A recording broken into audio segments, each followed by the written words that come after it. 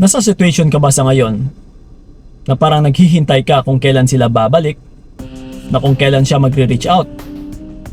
Or parang atat na atat ka na rin, na parang gusto mo na rin siyang i-reach out, na parang gusto mong ikaw na rin yung mag-e-initiate, na parang gusto mong mag-message ka sa kanya ng mga mahahabang paragraphs, no, para i-explain yung mga nararamdaman mo, no? And parang naghihintay ka sa wala.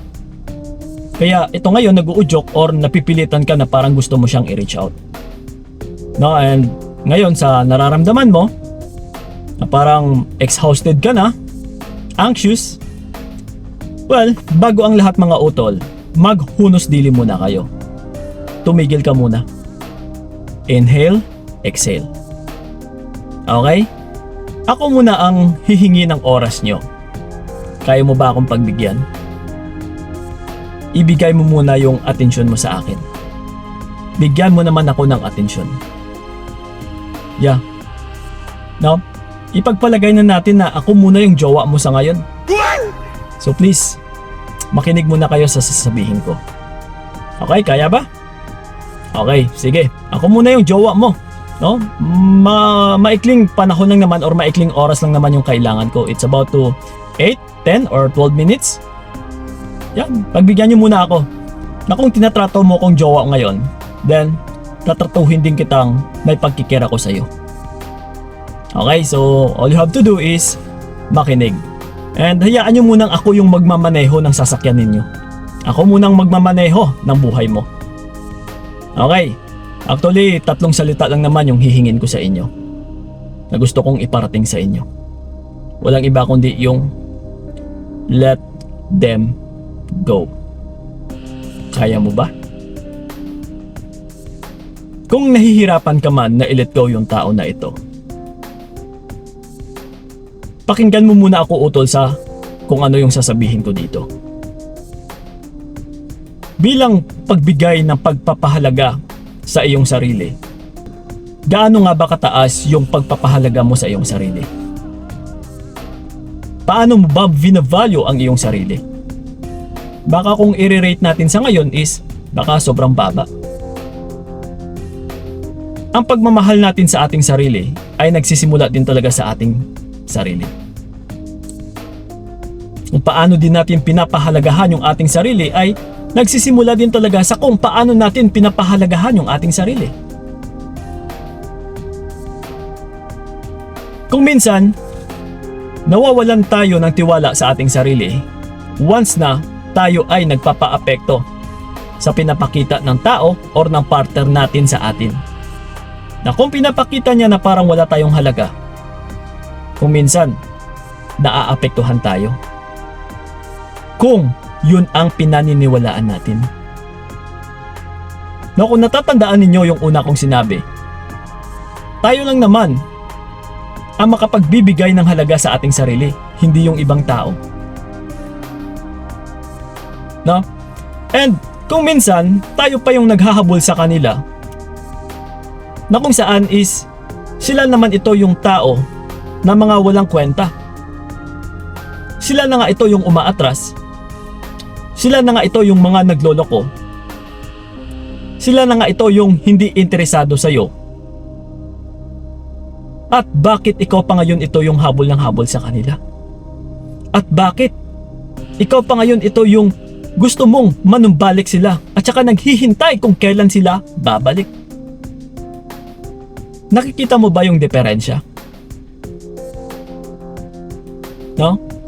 Na ikaw at ikaw lang yung mahihirapan sa pinaniniwalaan mo na baka magiging okay pa.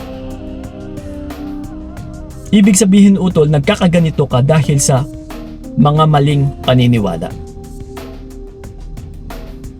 Kailangan mong imulat ang iyong sarili.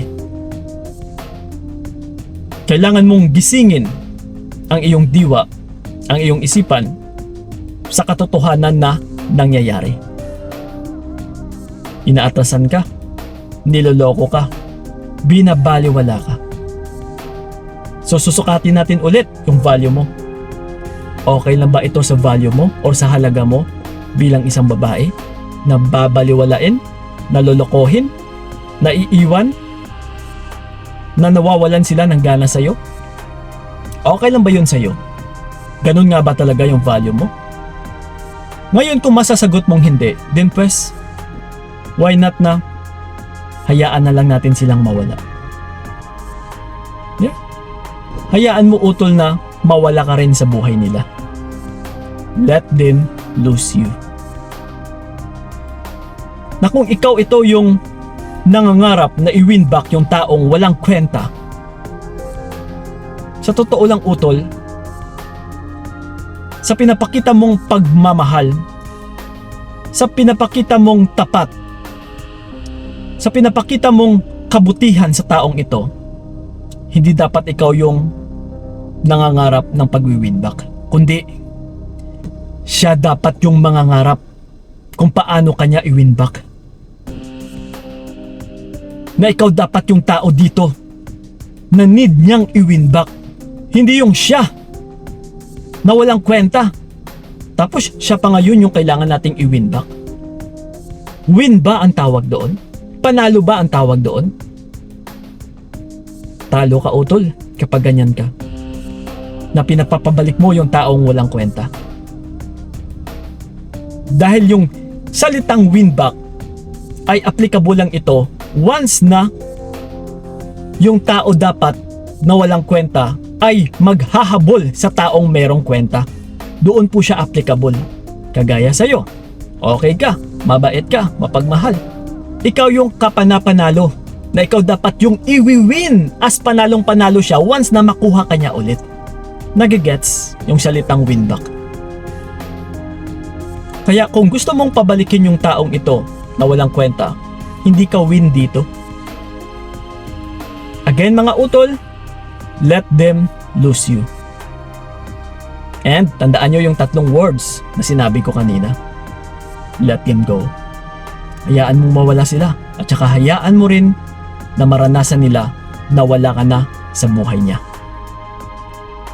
Nagagawa mo ba ito? Kaya hindi nangyayari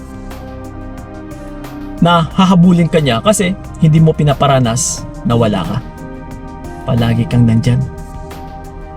Kaya nade-degrade yung value mo, kaya nawawalan ka ng halaga sa taong ito kasi hindi mo hinayaan na mawala ka. Iparanas mo sa kanya utol kung ano yung mafe-feel niya kapag mawala ka. Kailangan wala kang takot dito. Kailangan matatag ka. Kailangan magawa mo talaga ito. Bilang jowa mo ko ngayon. What? Ako yung jowa mo ngayon, di ba? Kaya please, maniwala ka naman sa akin. Dahil may pagkikare din ako sa'yo. No, ngayon lang tayo magjowa. 9 minutes, 8 minutes, 10 minutes. Kaya please, pagbigyan nyo naman ako. Kaya ba? Alang-alang sa sarili ninyo. Alang-alang sa kaligtasan mo. Please, utol, ako na yung nagmamakaawa. Ako na yung humihingi ng please para ito sa sarili mo. Let them go. Okay? So yun lang po mga utol. Sana'y nakatulong yung video na ito. Maraming salamat. So ingat kayo. God bless and babush! Tayo ang